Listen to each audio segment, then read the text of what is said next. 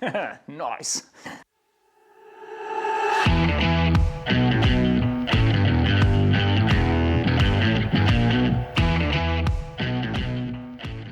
What's happening, everyone? Welcome back to the workshop. Now we're back at the MFT table build project series, and we're going to keep a nice little short and sweet video for you today. We're going to add some castors to this table to make sure that we keep it nice and mobile and that I can move it out of my shop and push it over into the corner out of the way should I ever need to. And this is a great option to add to any of your workbenches, especially if you're in a smaller space or maybe you're sharing your garage or workshop with a car or something like that. You can push everything out of the way and move things around according as you need to, so it keeps your workshop nice and modular. So like I said, it's going to be a nice and short sweet video. We haven't too much to do, but I am going to make some modifications to these to help aid the use, I suppose, because this is a nice heavy table. So without further ado, let's jump in and take a look at what we're going to be using. Okay guys, so these are the castors that we're going to be using. Now, full disclosure, these were sent to me by Axminster. Now, I was talking to Matthew and Tim over at Axminster in the UK, and Tim has been following this entire build series. And he said, would you like a set of castors for your table? And I said, absolutely, why not? So these were sent to me. I didn't buy these with my own money, so I have to be upfront and let you guys know that they were sent to me. I didn't pay for them. So you guys are absolutely aware of that. Now, these are a set of 4 that you can, like I said, get from Axminster. They are rated for up to 250 kilos, so that's well over 500 pounds for my American friends. And they're the type of castors that you can jack up. So you can see that they tilt here. They have a cam here. So when you push this down, it pushes the wheel down into the floor, lifts this part up, and that jacks the table up, and then you can wheel the table around. Then it's just a case of kick these back up, and the table will sit back onto its legs and be nice and sturdy. So they're very, very simple, but very, very robustly made, quite nice castors indeed. And like I said, rated for 250 kilos. Now, my table is quite big, it's quite large, so I want to make a slight modification to these. I want to put a bar between 2 of them so that I can use 2 at once. I'll show you how I'm going to do that now in the video. But for now, let's get these marked up and get them in place. Okay, let's get these marked up and in place. And this is nice and simple. It's just a case of dropping them down. And we want to leave the wheel raised to its highest point. So once that's up in the air like that, my lever is all the way up. I'm good to go. My leg is firmly on the floor and the wheel is nice and loose. This will still just be barely resting on the ground when the leg is on the floor. So I know I'm good there. That's the highest point of the wheel. When I jack it up, that will move up and lift the leg with it. So I just want to mark the top of this now. That's as low down as this bracket can go. If I just mark the top of that there now, and I'm going to do this on all 4. So there we go. There's my mark. I know that's exactly the top of my bracket. Now I have to go along, pull the 4 nuts out of this because I have to disassemble it in order to get my bolts into this bracket. So I'm going to do that on all 4 brackets, mark them all up, and then we'll get them bolted in place. Okay guys, I'm just disassembling these castors so I can make it easier to put the brackets on. Now, nice and simple, it's just a case of take out 2 bolts. Not much to it really. Now I'm filming this in the middle of a thunderstorm, which is why there's rain noise in the background, and if the power goes off and there's a bit of discontinuity in the video, you know exactly what's after taking place. So we shall soldier on regardless and get these things separated. So the first bolt that comes out of the lever just has a spacer either side. So we'll just take them out. There's your 2 spacers there. It'll sit either side of the lever. We put all that in the box. And then we just got to pull out the back bolt, which is onto the castor itself.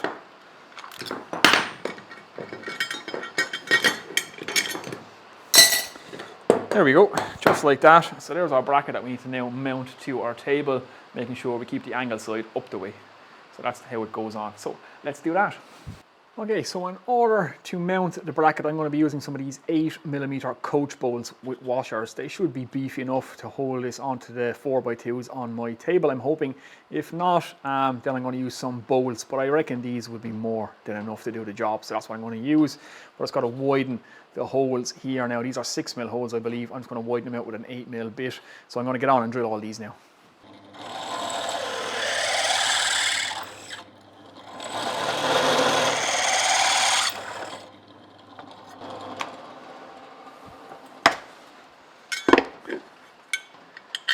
Lovely, that will do the absolute finest. Okay, let's get these brackets mounted up. Now, I've already sheared the head off one of these, so just be careful. I need to drill a bigger pilot hole. I'm just putting it in with my impact driver, and these things can be brutally strong even though they're kind of small. So if it stops at all, this thing will just twist the head right off it. And it's only the small impact, so you can see the power that's in them. So just be careful. Make sure your pilot hole goes in deep enough, and don't do what I did. Now, so this one is going to be just a little bit off center. I've just marked that hole there with the brad oil. And now I'm going to get a deeper pilot hole there.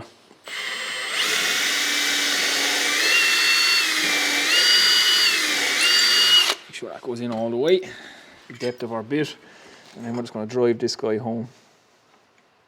I think what I'll actually do is widen that hole out slightly. Okay, I'm just going to widen it out to 5 mil.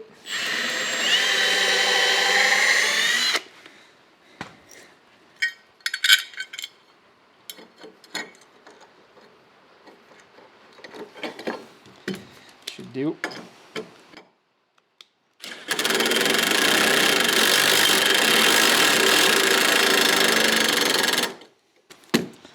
Okay, what I'm actually going to do now is tighten this down with a socket set, because I think that's far too aggressive, and I'm going to shear another head.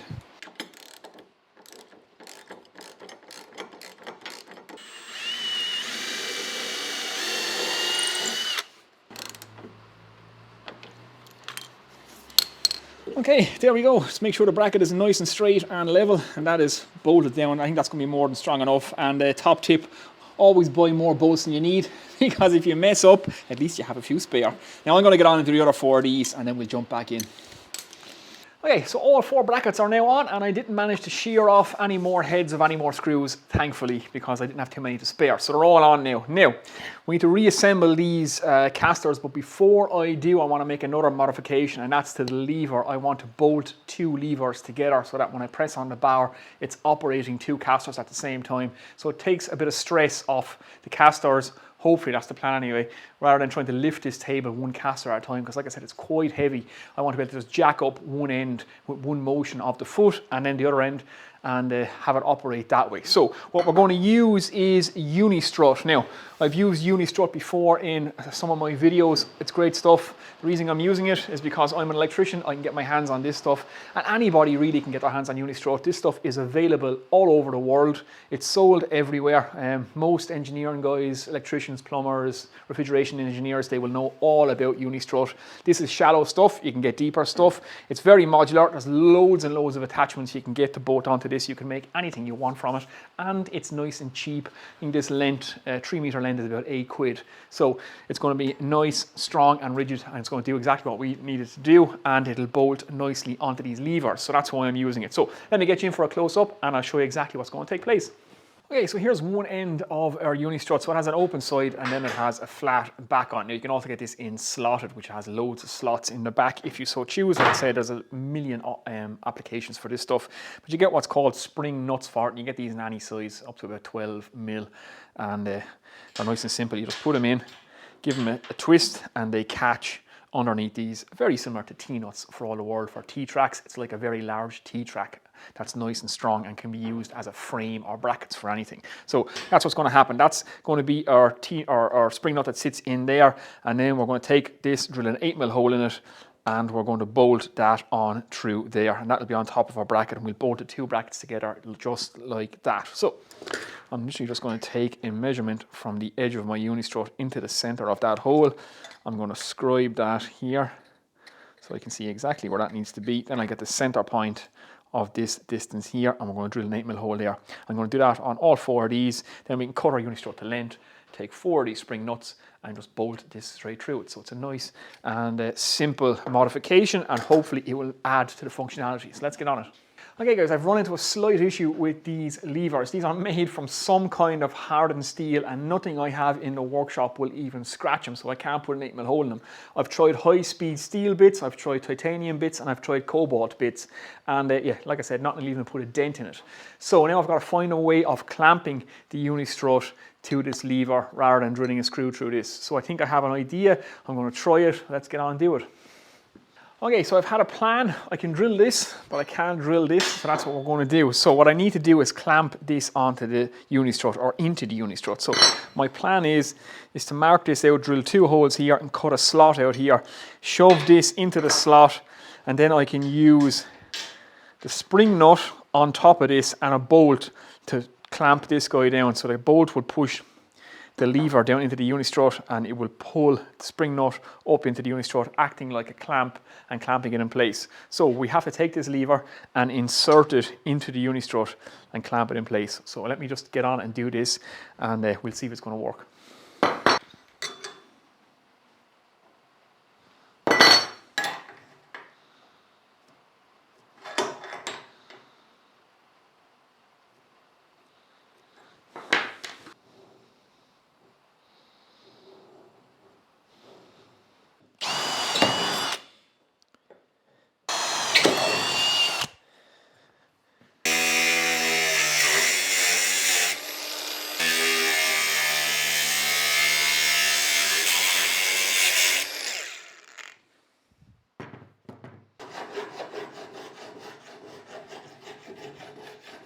Okay guys, so you can see what I've done. I've essentially just put a slot in the side of the UniStrut, 2 6mm holes, and then just joined it up with the grinder. Now, I can then take this, slot that into the UniStrut.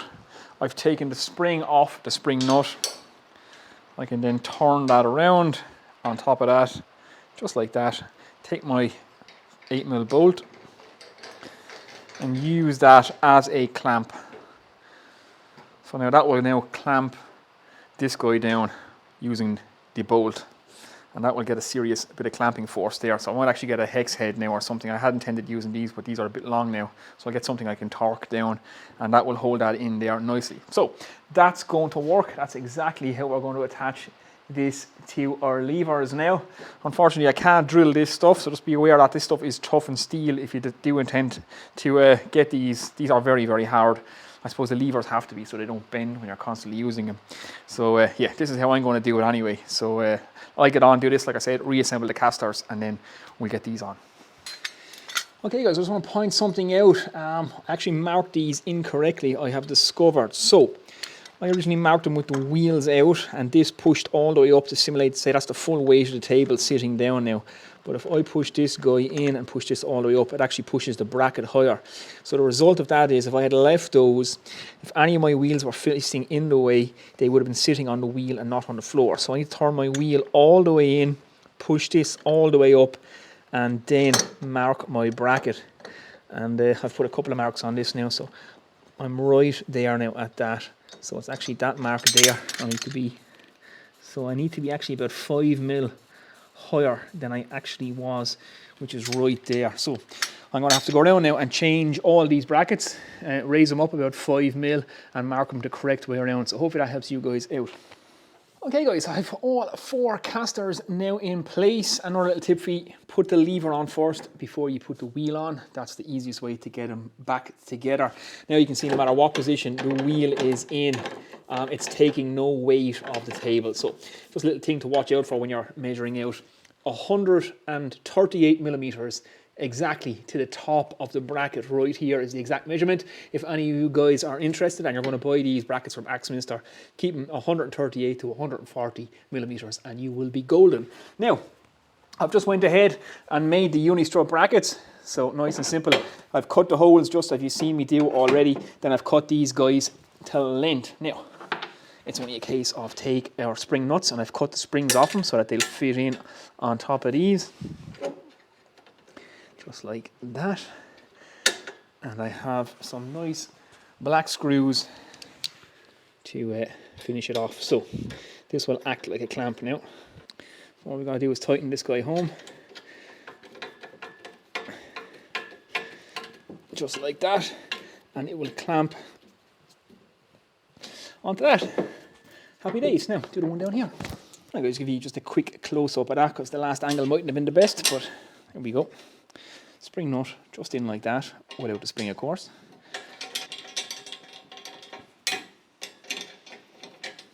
Just like that. And that will pull the spring nut out into the edge of the UniStrut, and it will force the bolt back against the lever on the caster. And that will lock that onto that, just like that. Good and solid.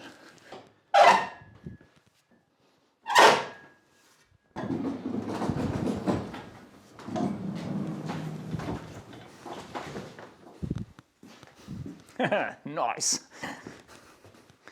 Okay, that worked like an absolute charm. So while the table is moved, I'm going to clean up underneath it.